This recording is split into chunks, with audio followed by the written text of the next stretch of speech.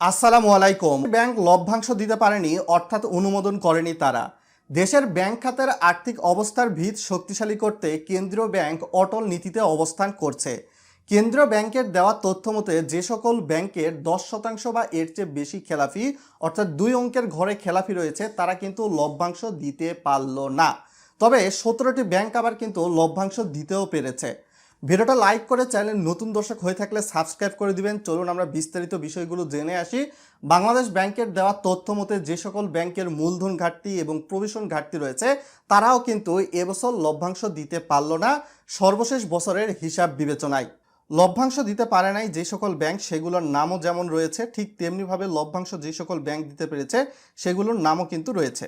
তো পুঁজিবাজারে তালিকাভুক্ত 36টি ব্যাংকের মধ্যে 16টি লভ্যাংশ দিতে পেরেছে আর 17টি লভ্যাংশ দিতে পারে নাই। তো যেই সকল ব্যাংক লভ্যাংশ দিতে পারলো না, এগুলোর মধ্যে বেসরকারি খাতে রয়েছে ইসলামী bank Bangladesh PLC, IFIC bank, one bank, premier bank.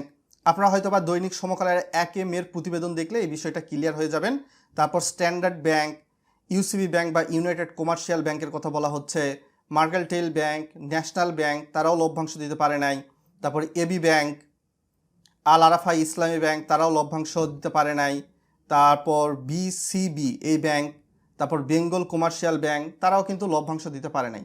তো ঠিক সেইভাবে আইসিবি ইসলামী bank, Madhumati bank, NRB bank, NRBC bank, Padma bank, তারপর এসবিসি ব্যাংক, সিটিজেন ব্যাংক, সীমান্ত ব্যাংক, মেঘনা bank, Exim bank, first security ইসলামী ব্যাংক, এটা তো আগেই মার্জার হয়েছে, গ্লোবাল ইসলামী ব্যাংক, এসআইবিএল, তারাও লভ্যাংশ দিতে পারে নাই। এসআইবিএলও মার্জার, ইউনিয়ন ব্যাংক সেটাও মার্জার।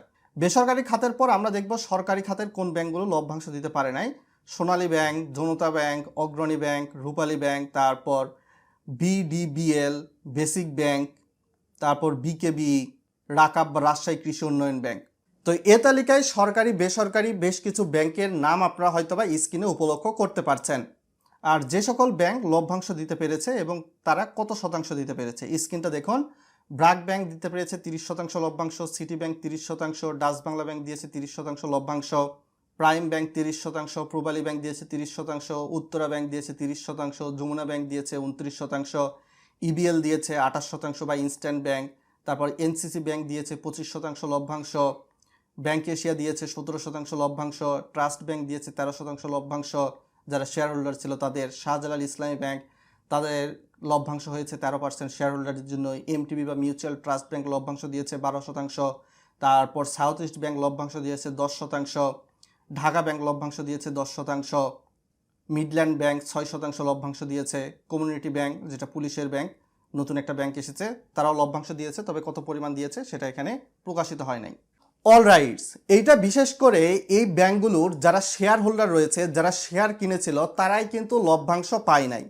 এর বাইরে এ সকল ব্যাংকগুলোর সঙ্গে যারা সরাসরি জড়িত, গ্রাহক বা ডিপোজিটার, ব্যাংকে টাকা জমা রেখেছে fixed deposit, FDR, savings, current, SND অ্যাকাউন্টে, তাদের জন্য কিন্তু লভ্যাংশ দিবে না, এই বিষয়টা প্রযোজ্য না।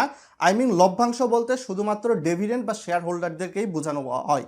আর সাধারণত লাভের বিষয়টা গ্রাহকরা অবশ্যই পেয়ে থাকবে। যে সকল ব্যাংকে গ্রাহক ফিক্সড ডিপোজিট, এফডিআর, ডিপিএস এই সকল করেছে, তাদের ক্ষেত্রে সমস্যার সম্মুখীন হতে হবে না। তো এইবার সরকারি ব্যাংকগুলোর মধ্যে সোনালী ব্যাংক, অগ্রণী ব্যাংক, জনতা ব্যাংক, প্লাস হচ্ছে রাকাব, রাজশাহী কৃষি উন্নয়ন ব্যাংক বা কৃষি ব্যাংক, আপনারা দেখবেন প্রবাসী কল্যাণ ব্যাংক, বাংলাদেশ ডেভেলপমেন্ট ব্যাংক, তারাও কিন্তু সরকারকে লভ্যাংশ প্রদান করতে পারেনি।